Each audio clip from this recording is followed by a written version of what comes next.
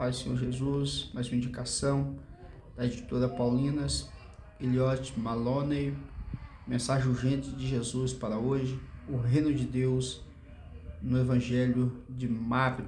Está aí uma obra sensacional para quem quer estudar o Evangelho segundo escreveu Marcos dentro do seu ambiente cultural, social e político. Obra fantástica, obra maravilhosa.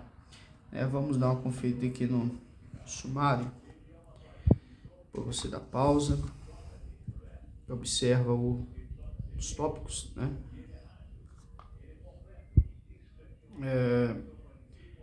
primeira parte, introdução, apresentação do livro, introdução, vai falar dos primórdios, de uma solução, novos andamentos da interpretação bíblica, Marcos misterioso, o plano deste livro, fala da apresentação do livro.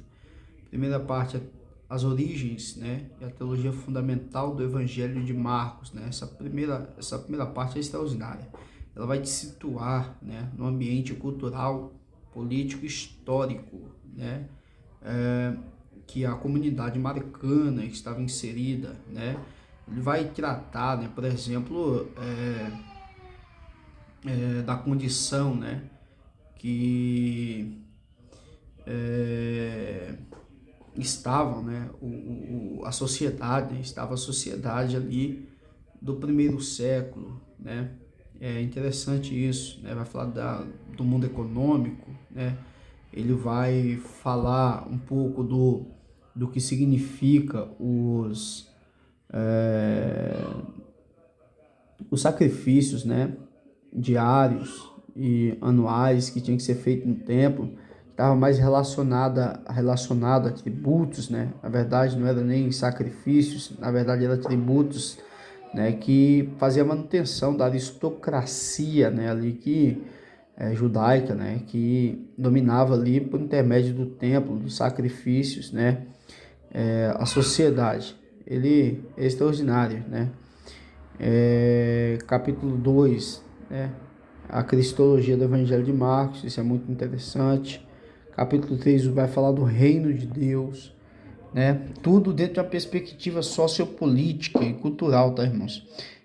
A parte 2, a escatologia do Evangelho de Marcos, essa parte é extraordinária, Ele dá uma introdução a respeito do gênero apocalíptico, o valor simbólico da linguagem apocalíptica, empregada na teologia marcana, orientação e experiência de tempo e identidade humana. Ele vai tratar um pouco, sobre o conceito de identidade, naquele tempo ali, Hoje a identidade ela é construída mais um conceito mais moderno, mais individual, mas naquele tempo ele vai trabalhar e mostrar, que a identidade era construída a partir do coletivo, não a partir do individual, E isso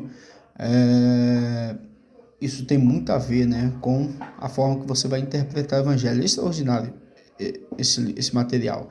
Capítulo 5, vai falar de escatologia no Evangelho de Marcos, princípio do Evangelho, exorcismo de Jesus, vai falar um pouco do significado dos exorcismos, qual foi o impacto que os exorcismos teve no ministério de Jesus, em que isso teve relevância, no ministério de Jesus,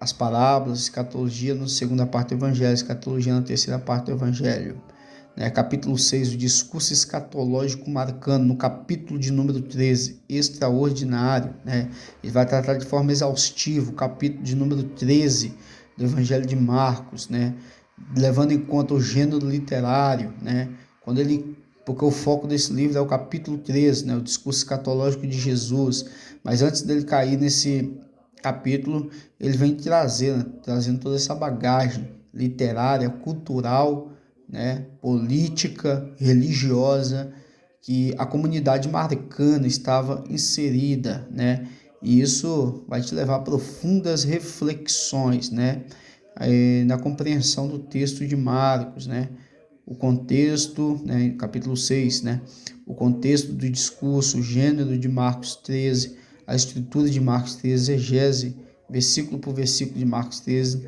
a dupla introdução, primeira parte, discurso, segunda parte do discurso, terceira parte do discurso, e por aí vai. Uma vasta bibliografia. Esse livro é extraordinário. Você que pode adquirir, né, adquira, indicação de leitura. Barato, material, acho que eu paguei uns 25, 30 reais nesse livro, né, nessa obra. Vou ler um trecho aqui, fiz algumas anotações. Por exemplo, Jesus, né, e a simbologia do noivo, página 73. Vamos lá.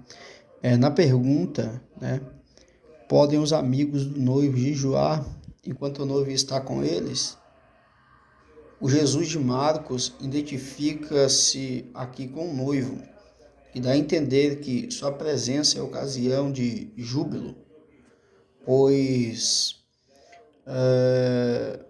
o que ele oferece, o reino de Deus, traz alegria a todos os participantes. É por causa dessa nova alegria que jejuar é impróprio, como é qualquer afastamento da celebração comunitária completa de todos os que creem no que Jesus tem a dizer, né? Ele vai tratar um pouco dessa analogia, né, que Jesus nessa parábola, né, explicando os discípulos de João, porque os discípulos de Jesus não jejua, né? Ele vai empregar a figura do noivo assim, né? Mas só que quando nós vamos olhar para, por exemplo, em algumas passagens do Antigo Testamento, né? Isaías 62:5, por exemplo, Isaías 54, do 4 a 8, Ezequiel 16, do 8 a 14, Oséias 2:19, essa figura do noivo é atribuída não ao Messias, mas a Deus, né? E quando Jesus ele faz o emprego dessa figura a si, né, para ele, né, falando dele mesmo, da presença dele com os discípulos, como a presença do noivo ali nas bodas, na festa, né, de cortejo ali, celebrando o casamento, né, e é um momento inapropriado para jejuar. Ele toma para si esse emprego.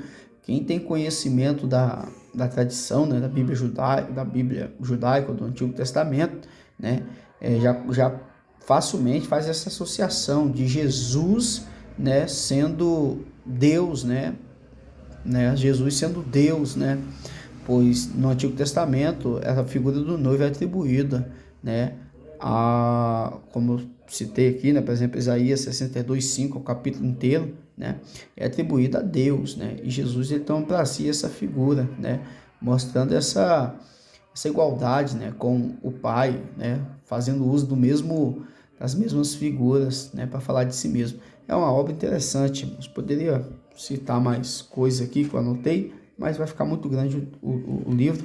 Mas está aí, né, de Eliot Malone, né, mensagem urgente de Jesus para hoje. O reino de Deus no Evangelho de Marcos. Está aí mais uma indicação e a paz do Senhor.